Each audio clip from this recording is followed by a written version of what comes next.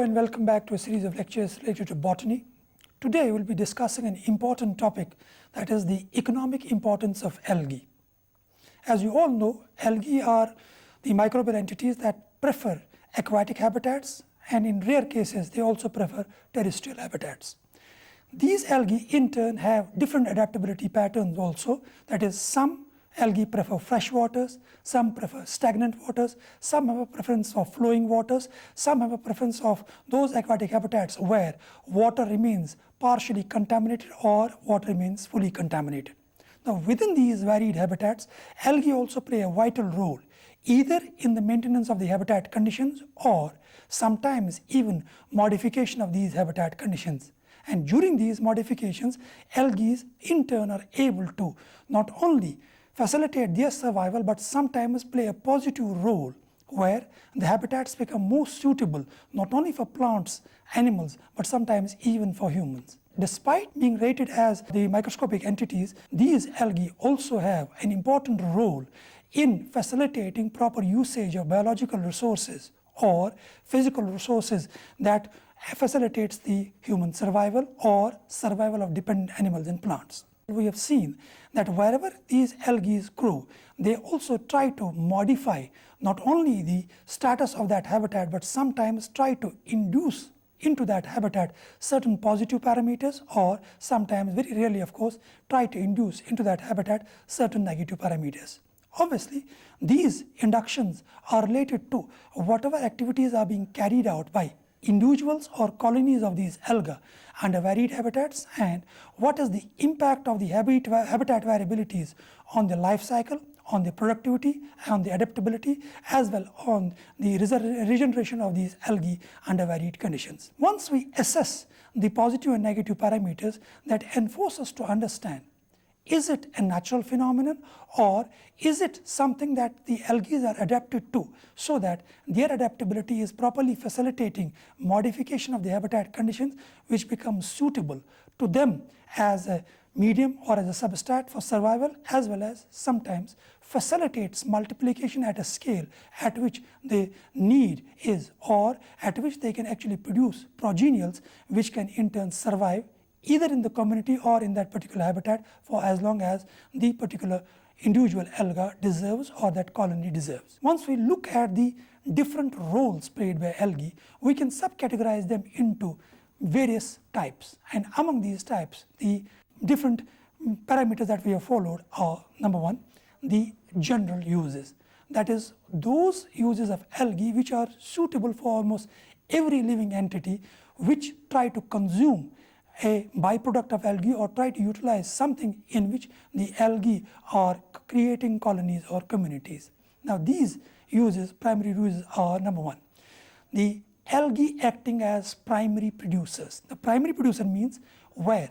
in whatever habitat algae are growing, they are trying to produce oxygen through their metabolic activity, and this oxygen in turn is not only improving the respiratory activity of whatever community is living in that habitat, but also dependent entities will be able to survive. Now, among these, it has been seen that algae in the world as a whole contribute about 10% of the total oxygen which is useful in photosynthetic activities, or which is useful in actually facilitating the photosynthetic and respiratory activities of the dependent plants. Second is algae as food.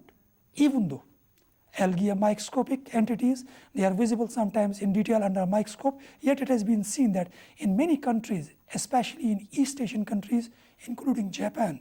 the algae serve as a source of food for people who try to consume selected algae after being harvested from freshwater habitats and then subjected to different preparatory methods. And it has been seen that in this region, especially in Japan, the laminaria species is one of the major sources of a product known as kombu, which is consumed regularly by the Japanese people. Now, this is actually an alga which has a preference for growing in stagnant waters, and its colonies are very dense and diverse, and these Japanese harvest it and prepare the kombu dish from it and then try to consume it as a replacement for whatever other food substances facilitates their survival. In addition to this, it has been seen that another plant, Porphyra, has in it, that is an alga has in it about 35% proteins, 45% carbohydrates, vitamin B and C and niacin, which is useful as an important source of the food that is being consumed by us regularly.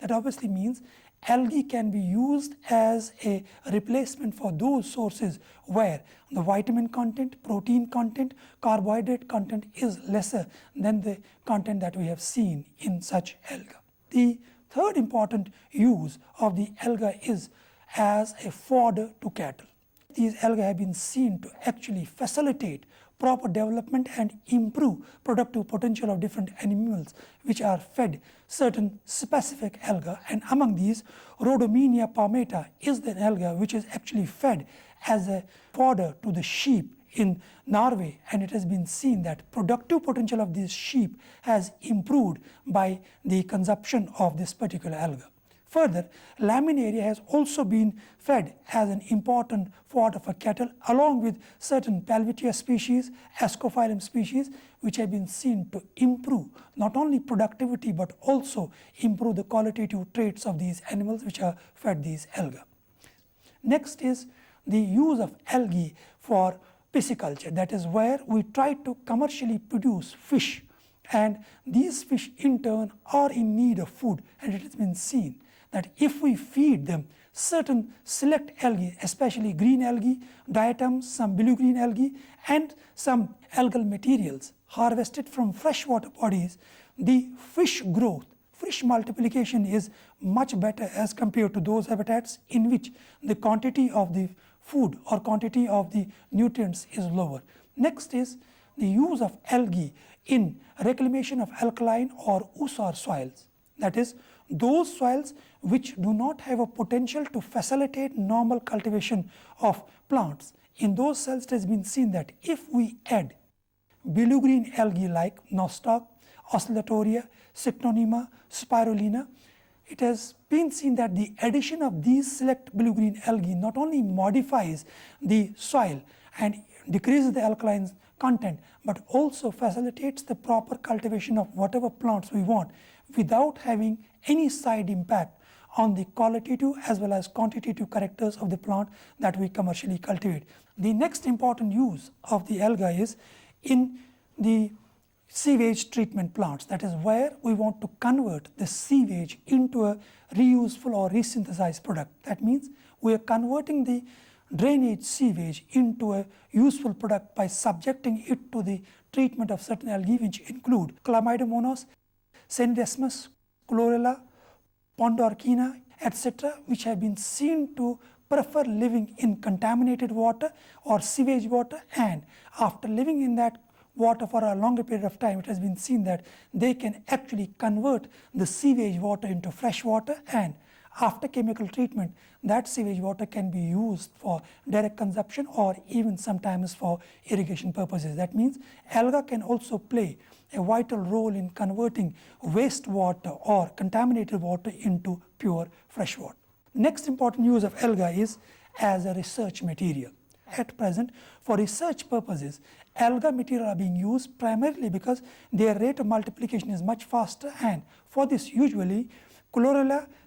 Senidesmus and Anacystis has been seen to be more useful because irrespective of variability in habitat, their multiplication is never getting halted or affected, and whatever number of these we use or we are in need of, we can under control conditions multiply them, and after multiplication assess whatever parameters we want to assess without affecting the number of the alga that we have produced. Next also is an important use, that is where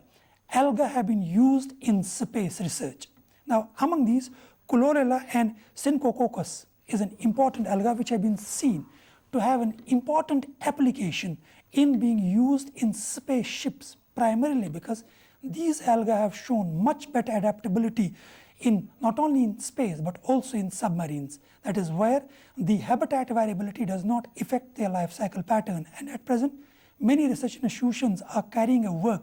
on the rate of multiplication, habitat adaptability of different alga in the conditions of saline habitats or in the conditions of the high altitudes, or sometimes even in space, to see what the impact of the habitat on their multiplication, development, or on their reproduction is. Next important use of algae is algae as a recreational use, that is where sometimes select algae can be used for cultivation under controlled conditions for recreational purposes, that is they can be used as decorative items. And among these, Tentophila has been seen to actually induce a reddish color into the water, which is sometimes stored in transparent containers, and this reddish color is sometimes seen to be more decorative than the normal water. That means we can sometimes use algae as a recreational or decorative item without altering either its life cycle or altering the habitat or the instrument in which we try to store these algae.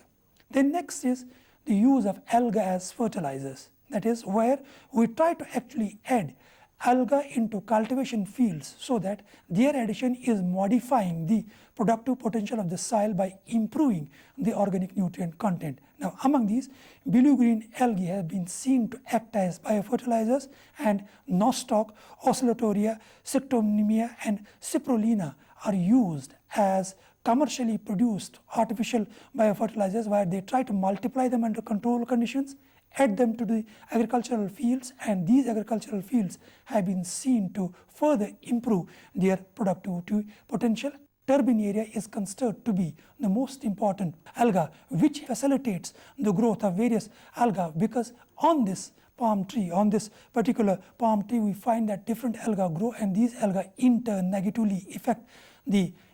contaminating species but also modify the habitat in terms of its fertility. Another important feature of algae is to improve the soil fertility as well as to reclaim the soils which have become non-productive. That is where we can sometimes improve soil fertility potential or sometimes convert a non-productive soil into a productive soil by the addition of specific algae, and among these nostoc, cyctonema, olocera, lingobia, microcoleus, Aphnatheca, and Anabina have been seen to play an important role in improving not only soil fertility but also sometimes converting a non-productive soil into a productive soil. That means we can actually shift algae from different habitats, and that shift will facilitate the conversion of the non-productive habitat into a productive habitat. The second important aspect of the algal importance is the use of algae as medicine. That is where either certain specific algae as such or algal products after being extracted from select algae is used in the preparation of medicine or directly used or consumed for modification of the different algae. Among the different algae, the important medicinal sources are: number one, brown algae. That is those algae which are actually used for extraction of goiter medicine that will in turn overcome whatever problems one is suffering from, the pain of joints, etc. And it has been seen that this alga, that is brown alga, is an important source of iodine, which is actually the most important remedial measure of overcoming whatever goiter problems one is suffering from. The second important property of the alga is that it overcomes vermeous diseases. That is where anybody suffering from vermeous diseases is subjected to the treatment of the extracts of carolina, extract of diegina, extract of codium, extracts of alcidium, and extract of durvilla. These are freshwater algae. If they are subjected to extraction, their extract can help us to overcome vermeous diseases. Next important use of algae is where important sources like gelidium is used for treatment of kidney, gallbladder, and lung diseases, where the extract of this gelidium after being mixed with laminaria is used not only as a remedial measure but sometimes also used as a surgical tool, where it facilitates the proper surgery without affecting the other organs which are in the vicinity of the organ for which the treatment is to be carried out. The other important property of the alga is antibiotic chlorelin that is extracted from chlorella, which in turn has been at present used for manufacture of certain important antibiotic substances, which are consumed either in the form of tablets, in the form of capsules, in the form of syrups, or in some cases even in the form of the injections. That is where extract of chlorella can be used as a natural antibiotic without having any side effects on the body or on the organ of the patient who is recommended to consume this as an antibiotic. The other important use of the algae is to overcome kidney and gallbladder diseases, and in these especially Acetabularia major is considered to be the most important source of the medicine. However, here emphasis is that one should be able to harvest this Acetabularia from its natural habitat, and after being harvested, subject it to extraction of whatever component it has without keeping it under storage conditions, because it has been seen that storage condition actually is negatively affecting the qualitative and quantitative traits of the active principle lying within this Acetabularia. Next important source of an medicine from algae is alva, which has been seen to actually facilitate the treatment of glandular diseases. Another important discovery has been made where algae have been seen to actually promote growth of not only plants but sometimes even animals or certain specific parts of animals. It has been seen that Formedium tenuis has an important property of actually inducing increase in height of the rice plant as well as increase the productive potential of the rice plant if this particular alga is grown or forced to grow in the paddy cultivation fields. That means certain alga can not only facilitate the improvement in soil fertility but also increase the height as well as productive potential of the rice plants. That obviously means that this is a natural fertilizer which is improving qualitative and quantitative traits of rice plant, in which there is no side effect on the parameters which are normally facilitating the growth of rice. In Japan, another important discovery has been made where Spirogyra has been used to prepare or synthesize the lens paper, which is actually used for cleaning lens of artificially manufactured glasses or sometimes even the lens of the human eye, without having any side impact on the vision or on the line's normal structure. Another important use of algae in medicine is that certain blue-green algae, green algae, red algae can synthesize as well as deposit calcium carbonate on the substratum, which automatically improves the potential of the soil to synthesize or to produce limestones. Now, limestones have an important commercial potential. Now, Cyanophyceae is an alga which has been seen to cause contamination of water. That is, they act as water contaminants, and if that water is consumed by humans, it can have side effects on the health of that particular person. But in order to purify that water, one can use Laminaria, another alga, which can not only overcome whatever contamination of the water has been carried out, but overcome also whatever disease has been initiated by this Cyanophycean member on the health of the consumer, and automatically depict that Laminaria has an impact of overcoming whatever negativity or whatever side effect have been caused by that alga on the human who have consumed that water. Other and the last important use of the alga commercially is, in terms of medicine, is to help us tracing the high organic wastes which can be useful in synthesizing important medical components or medicinal components. These include members of Anabina, members of Oscillatoria, members of Chlamydomonas, members of Chlorella, members of Euglena, and members of Liplocensis. That is, these algae can help us to depict where the high organic waste is lying, and we can extract that waste and use that waste for synthesis of important medical components which can be used in the manufacture of medicine also, without having any side effects on the consumer or on the health of the consumer or on the organ of the consumer as such. That means in medicine, algae also have an important role to play, but for that selection, one must know exactly what the alga is and what is the stage of its collection and what are the protective parameters one has to follow. Next important use of the alga is in the synthesis of antibiotics.